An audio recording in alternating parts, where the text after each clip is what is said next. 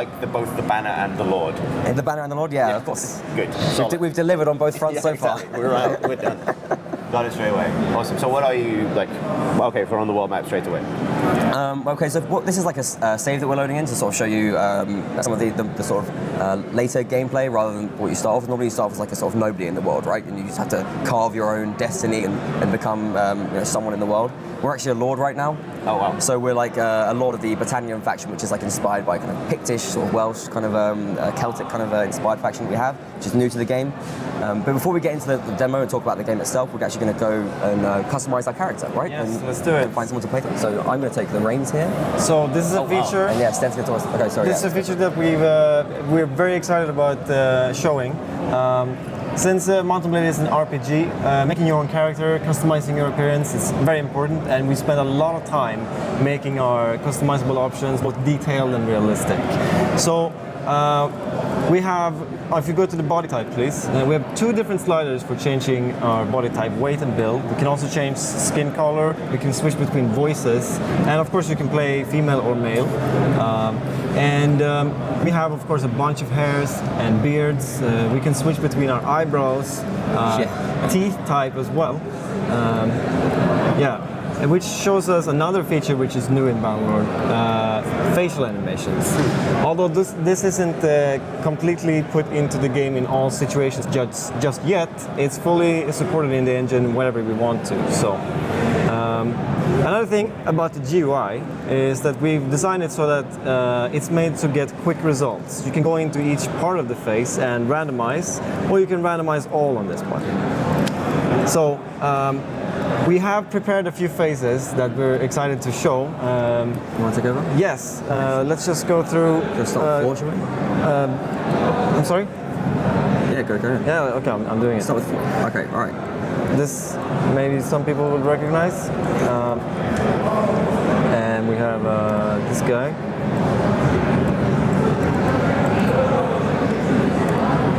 And this guy, most people would recognize, I think.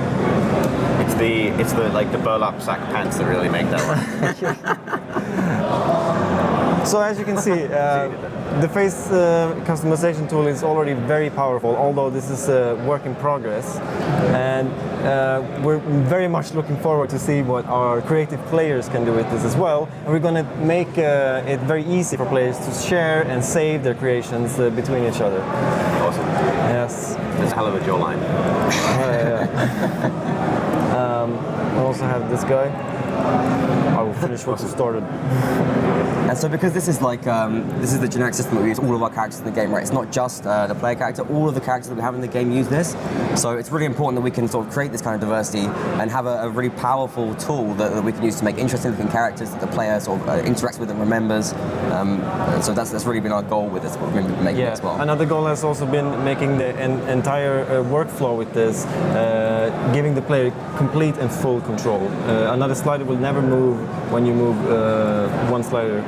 So it's very easy to get into and be creative, and it's very important to let the player be full creative. So presumably you use this to create characters that you've designed, but is the randomization function also used to generate NPCs? Yeah, we also have we have randomized. We can sort of have like make that specific as well. So like culturally, we'll get sort of people from different factions. We'll sort of look a different kind of way, have like different sort of like specific sort of traits and features that you recognize from the different cultures as well. So that's like it supports that completely.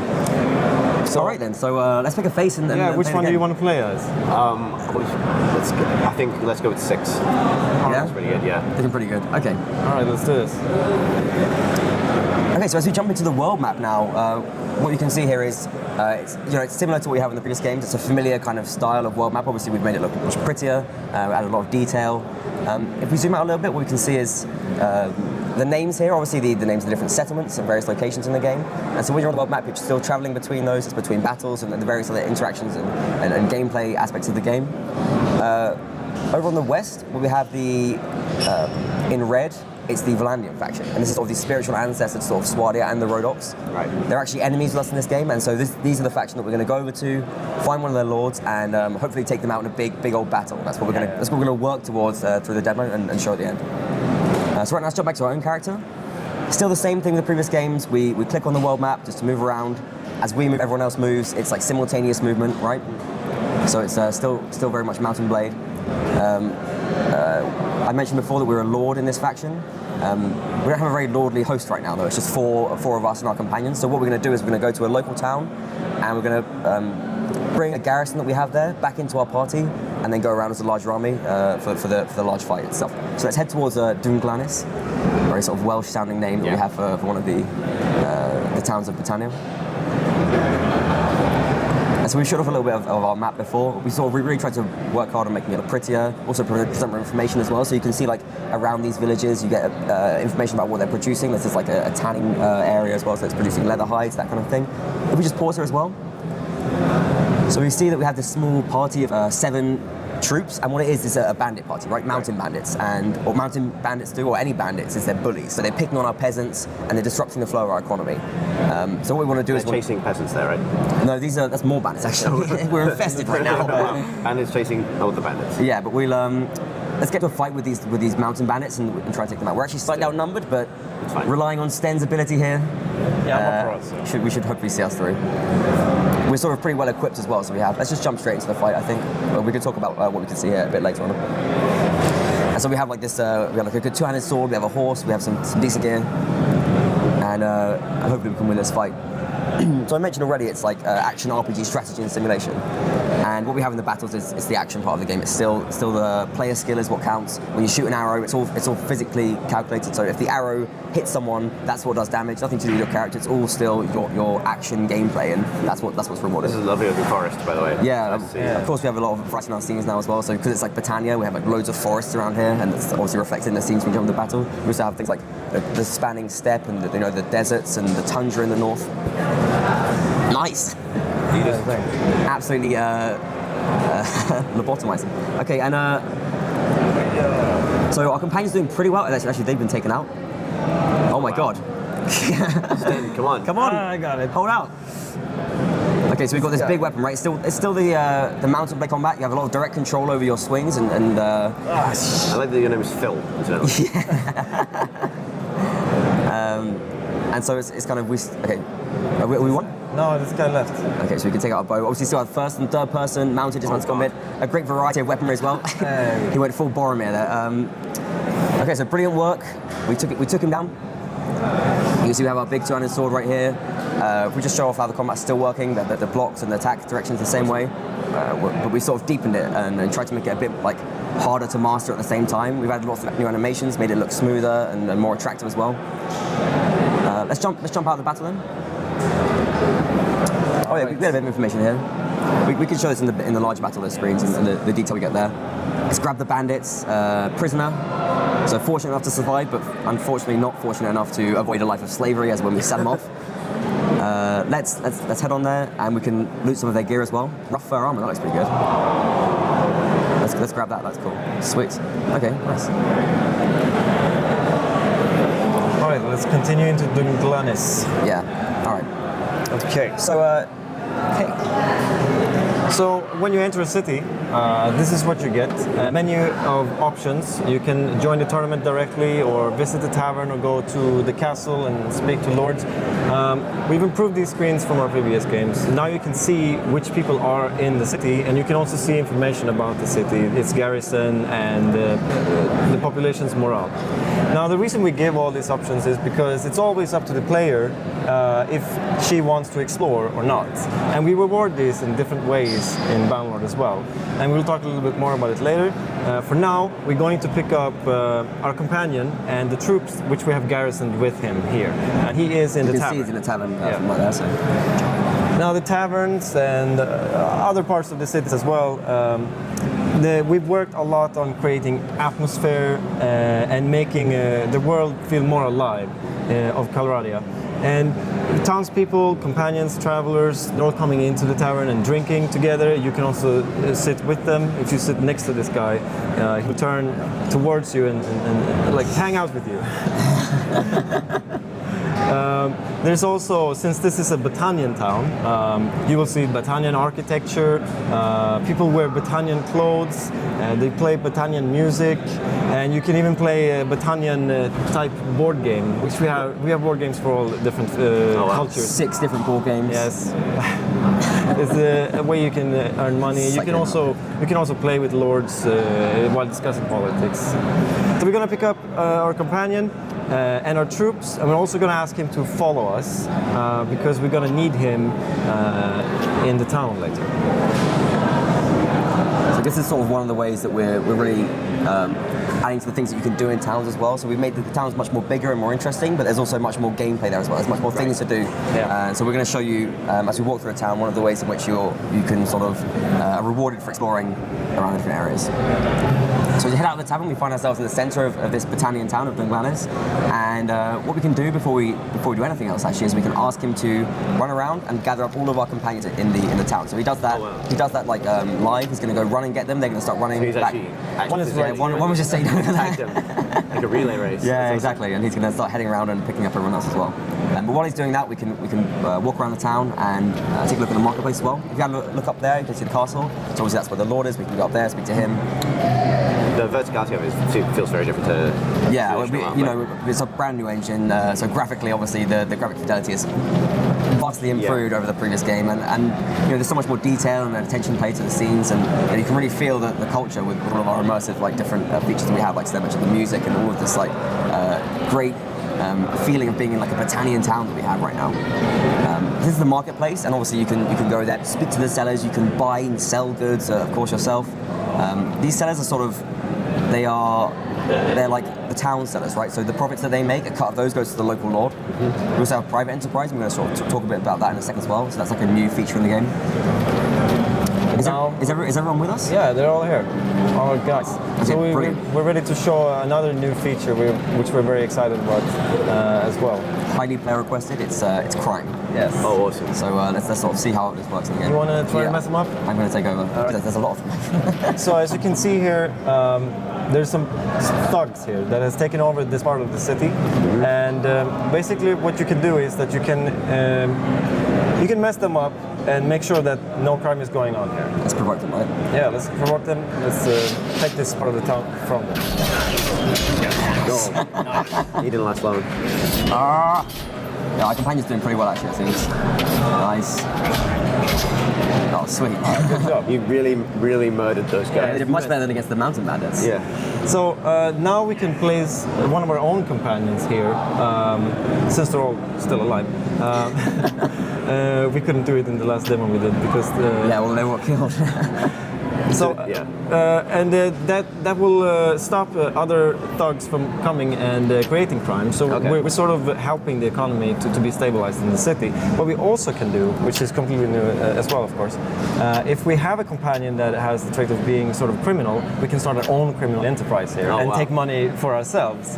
And since we're part of this faction and we know this lord who owns the city, that would cause a strain in our relationship if he would find out. So, but we don't care about that right now. But if you're ultimately interested in destabilizing a city, you could start crime there first. Yeah. It's a great way to earn money, particularly early in the game. That's cool. Yeah, so now we got some dudes here. Yeah, these are also on them. Okay, so now that we covered the sort of the illegitimate business of the game, we can look a bit more at the more legitimate side of things in the private enterprise I mentioned before. So the shops that are inside buildings, these are privately owned, and they can of course be owned by the local lord, but they can be owned by another lord, right, or a merchant or the player. And so you can buy these, and they're also really dependent on local supplies. It's blacksmith, and what it's doing is it's getting a supply of iron ore from local villages, turning it into weapons, and then selling them to caravans, and then trading around them. So we have a really sort of fully simulated working economy, and that's really important if you want to make a lot of money in the game. You want to set up some of these businesses and get your income flowing. Because the blacksmith, of course, what we have here, it's crafting. This is a new feature. We showed this a little bit last year, but now we get to make a weapon live. What would you like us to make? We could show you a few different options here. We have this full like our melee weapons right now. This feature is lovely, and it's so mountain blade as well because every part fits everywhere. We have different options we can randomize here and just see different swords, and the combinations we have is millions. Yeah, I mean, this blade and sword type presumably has a direct bearing on how those things play and what they're appropriate for. Yeah, of course. I mean, we can have any different kind of parts, so it's like blade, handle, blade guard, handle, and pommel for the swords, and so like you can like any part fits with any different kind of part as well, so it's like fully customizable, and of course the different parts have their own physical properties, right? So we're making a rather sort of very Mountain Blade-esque sandbox calculation when it comes to it. We can sort of optimize things for reach, and we can sort of scale the blade up as well. We have like that kind of that other control. We can go for scale a bit. Yeah. We're gonna make a sword and we're gonna bring it into battle and kill some Vlandians. Yeah, okay. Exactly. So what kind of weapons should we make? Can we make like a bastard sword? Yeah, two-handed sword. Yeah. Two-handed. Or like a Yeah, that's cool. one Let's or go two. for it. Yeah. And so you can go for like reach, speed, or whatever, or you can just you can try and balance things out to get like the best of both worlds. I think it would only be appropriate to set every single slider to maximum. Yes. Okay, let's do that. Maximum sword. Maximum sword. sword. We can call it maximum sword as well. That's Alright, completely let's do possible. Okay, let's max everything we have. We have one more left. Yeah, that's awesome. Wait, this guy. Okay. So let's name it Maximum sword. And then we can, we're also going to take this with us in the battle. We can use it to fight, and it's, if we can type now. Turkish keyboard. Yes, of course. Okay. All right. Worth every penny, worth every dinner. Yeah, worth every channel. We can also take a look at this as well in the inventory. We have like much more control. We can inspect items, take a good look at things. It's all just like we just thought about what the player needs and what the player wants from the UI, and just tried to do it. You know, we've really improved on Warband and other games in that aspect, I think. All right. And that's the sort of affected by the fact that we slid everything to top. Yes, absolutely, absolutely everything. It's heavier, Yeah. And so you can go for the one which you think looks nicest, or you can really focus on the stats side of things as well. Right. It's totally up to you. All right, so we have our party, we have our men, we have our maximum sword, and what we're going to do now is head towards the Vlandian Empire, and we're going to find a lord on the border, and we're just going to have a big fight with him, basically. Great, sounds good. Of course it does. This is like a staple of the game, right? Yeah. It's the huge battles. Before we do that, we're going to speak to an allied lord though first.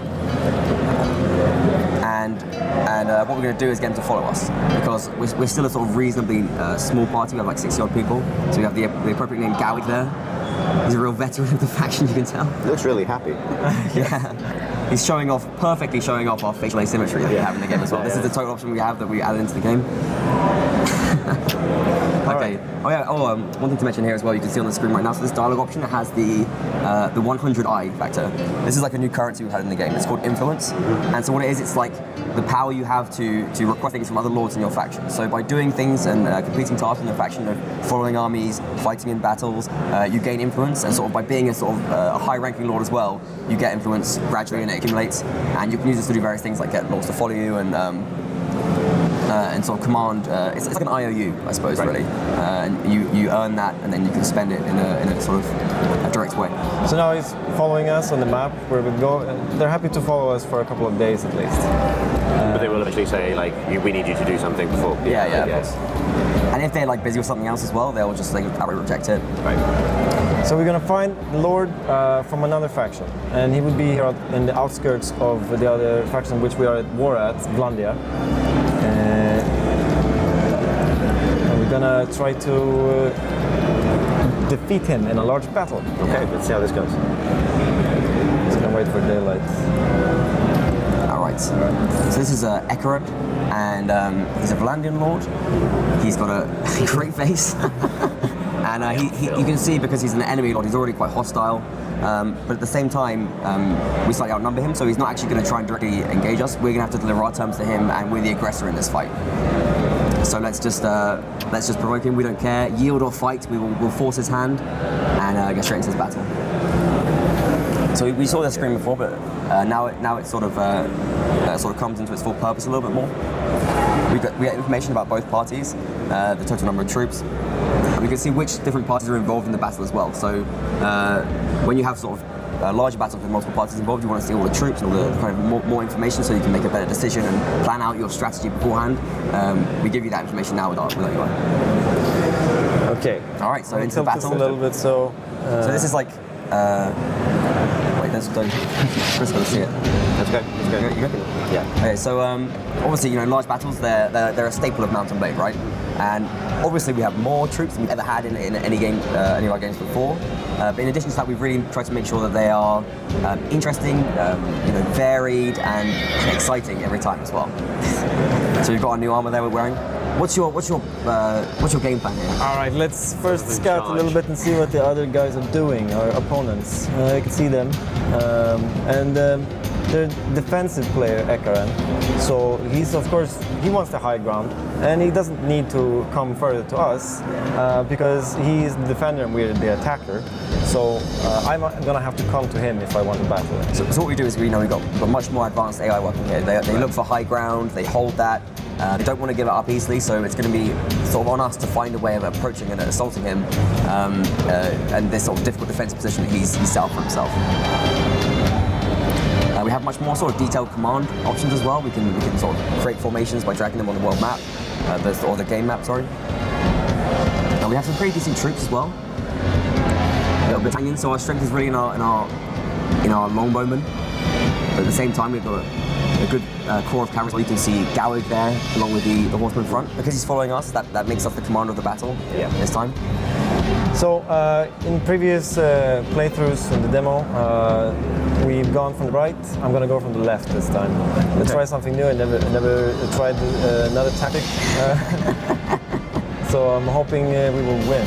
You can see Ekaran as we move around, he's sort of changing his formation. Right? He's changing to face us and make sure that he's ready for whatever we do. The first day I died, but that actually was great because it gave us the opportunity to show off another feature which we have. The battle continues. Let's hope we die again. Yeah. Okay. The battle continues That's even though. horribly wrong. If I would die, my troops, since there are more of them, and if I give them the order of charging, then probably. Dude, you're gonna get shot in the. You are charging solo. Yeah, you want to get back. What are you doing? I'm going to put all my men here. See? Well, this is still Mount & Blade, so we're still completely vulnerable. Yeah, an arrow in the head is Yes. an arrow in the head. No, we're not wearing a helmet right now, so this is like. That's right. There's still no fantasy, no tricks or special options for the player. You're still very much in the fight, and it's still like every character has its own AI, their own behavior, so you can fight one of them and they'll have a meaningful fight with you because they're controlling their own blocks and attacks. Now we have much more developed sort of like grand AI as well, so they're thinking much more tactically about what to do. You can see the AI is always responding to whatever I'm doing when I'm moving my troops, wherever I am. They will change dynamically and see what I'm doing. So let's try and bait him down off the hill, I think. This is a good bit because if they want to run away later, then we'll have to run upward. So I think we should send our archers forward. Yeah, definitely. And then what we can try and do is, if he spots that they're sort of too far away from the group, he'll recognise that and sort of go for a charge. That's what we want. As a vulnerability. Yeah, exactly. That's what we want to do. You can see now he's moved some horsemen over here. We're actually having a bit of an archer fight right now. His horsemen coming over to attack. Yeah, okay, so it looks like we provoked them into a charge now. They're starting to come down. They're coming down the hill. Okay, pull them back. Oh my god, no! Get out! Oh god. Okay, so we've pretty much sacrificed our archers there. Let's get everyone else to charge in. What are we doing now? And so get what they signed up for. Okay, our archers, we pretty much used them rather awfully there, but at the same time, that's going to give us the opportunity to fight Ekaran a bit off his hill. Can you see him? Ekaran, yeah, we can try to take him out. That'd be fun. Where is he? There we go. There he is. Let's try and track him down. Maximum sword. Maximum sword, yeah. Maximum sword because blood. Even maximum pain. So you see the fight is sort of broken out into full chaos now. Yeah, he's actually gone to road straight to it. He's gone to the other side. Oh, did he? Yeah. he's out of there. There he is. There he is. Tactically passive, individually suicidal. Way more. He's really. He's doing alright actually. Okay. We're just trying to take him down.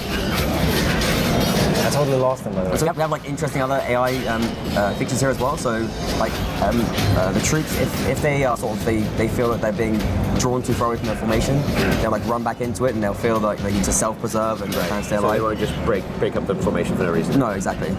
But obviously, if we send archers forward, they pretty much have to follow that command, and They are all going to they die. were like lambs to the slaughter, essentially. Yeah. Okay, so we're doing pretty okay. I think the slight number advantage we had and the troops that we had. Well, you spend your number advantage. Yeah, we did. But I think that's just about seeing us through. We have a two-handed sword as well, so the shield's not much good. I think we're doing okay, are we? That arrow looks painful, I'm not gonna lie. Where's he gone? The Lord. Ah, here he is. No, that's not him. That's just a man. Ekron might have been taken out. Actually, we can bring up the tactical screen and see exactly how things are going. Ekron is still alive. Ekron is still alive. Yeah. Oh my god! Wow. Obviously, we have like a tremendous amount of improved physics as well in the game. You know, it's a brand new engine, so we can do much more interesting things. We have like horses will sort of like push you to one side, whether even if they don't go over, you'll feel like the weight of various sort of tactical approaches. So like a big heavy formation of infantry, they will be like essentially pushing the enemy forward as well. So you really feel like the weight of like using these formations and using them effectively, essentially. This is going really well. Yeah, it has gone really well. I think our troops have I mean, like, that was an amazing bait and switch, literally. Like, yeah. I always thought spending your archers' lives simply to get a man off a hill wasn't worth it, but you proved me wrong. We'll have to recruit some more, I think, later. Yeah. Oh, brilliant. Yes. So obviously our troops are now accelerating, and we've got an arrow to the elbow. He really doesn't look like he might. Yeah. And so we get some information we saw brought up a second ago about the battle and what happened. We can see how many kills all of our different kind of troops has got, so we get more like detail here about which of our troops are effective, and we get more feedback about how the fight has gone. I think you lost Azadon. See how I did? I killed 2 people. Oh yeah, they got knocked out. Gowig, he took someone down. It's not bad. Good old Gowig. He did well. Like that one trained infantry killed 17 people. Our battalion footmen were very... No, that's just like that's the whole troop. That's all Okay, we it's like use. one guy. Holy hell. Yeah, I see. Yeah. Okay, brilliant. So we can jump on, and we can of course again now we get to take them prisoner. Ekron got away. Yeah. But obviously, if we take him once again, we can use him, ransom him, make some money, and because we have like more interesting and detailed like political mechanics in our game.